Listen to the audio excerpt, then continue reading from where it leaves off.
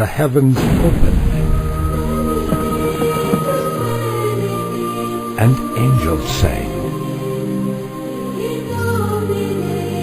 and God spoke. Oh, silly child, you are not going to speak of me again. You could lose many subscribers. No, it's about dogs.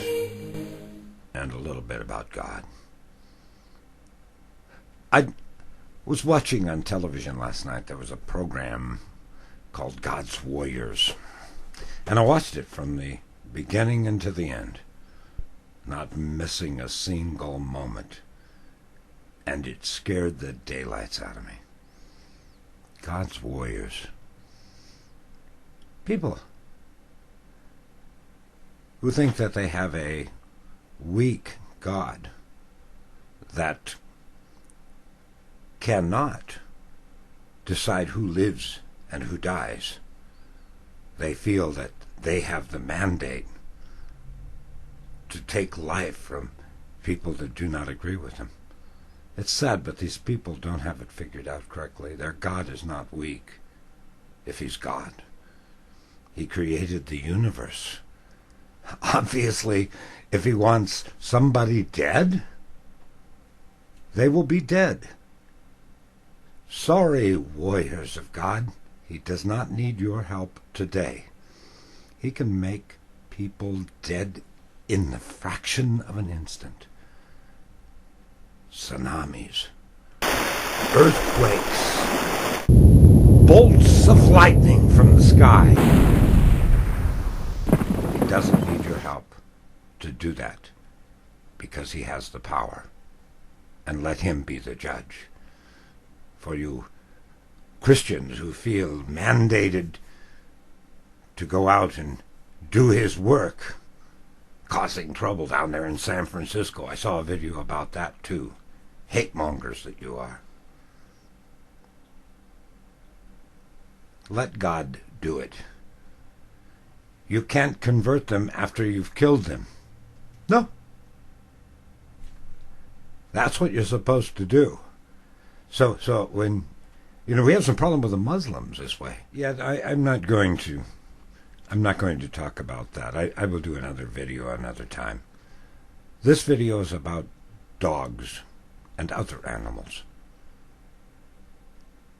We were given dominion over the animals. So I think in God's wisdom, he may have done that. Giving us dominion over something. He may have done that so we would understand a little bit about what a loving master feels and thinks.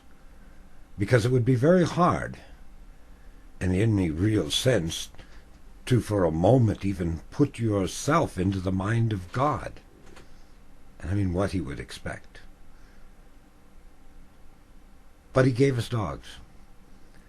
I can count my personal close friends on one hand, and that's in 60-some years of life. But do you know I run out of fingers and toes when I think about my personal friends that were dogs, because there have been so many in all of those years.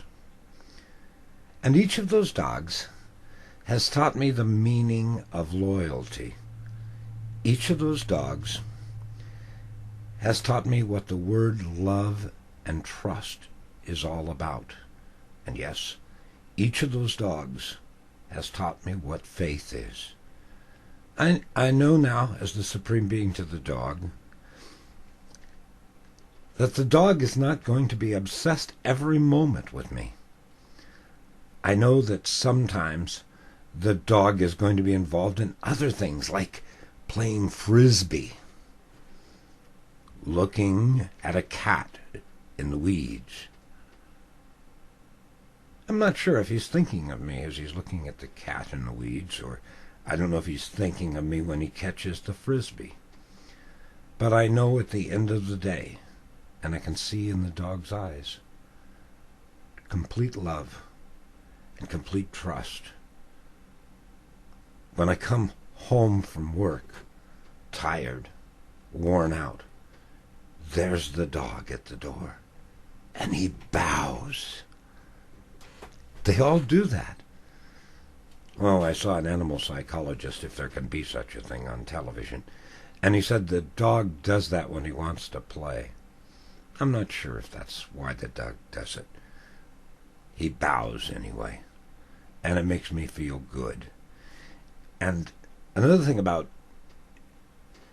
us being the supreme being to the dog, since you love the dog, when it eats the sofa, you snarl at it. I go, ah!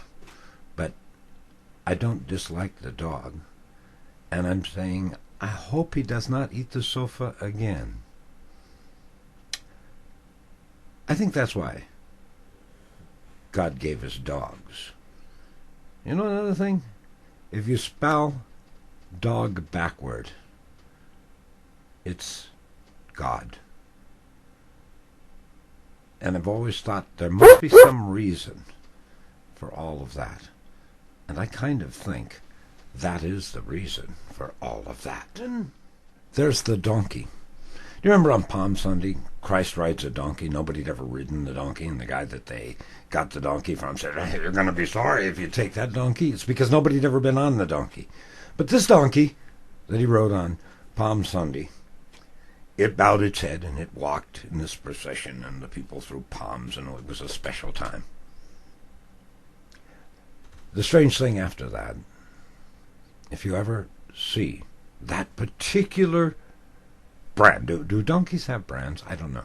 That particular type of donkey, the Jerusalem donkey, you will notice another twist from God.